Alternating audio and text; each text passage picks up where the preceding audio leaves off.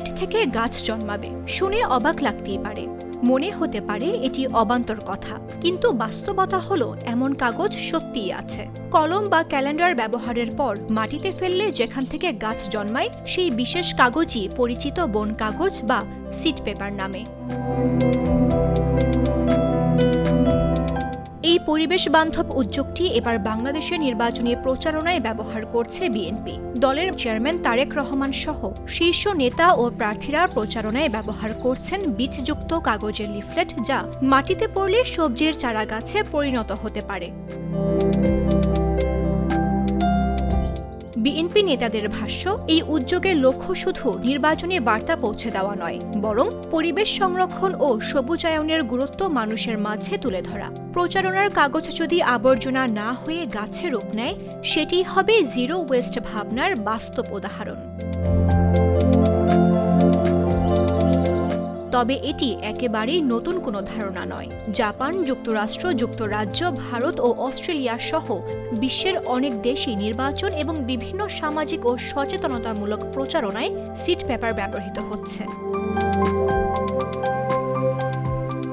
বন কাগজ তৈরি করা হয় পরিত্যক্ত বা ব্যবহৃত কাগজ থেকে। কাগজগুলো ছোট টুকরো করে প্রায় ৪২ ঘন্টা পানিতে ভিজিয়ে গলানো হয়।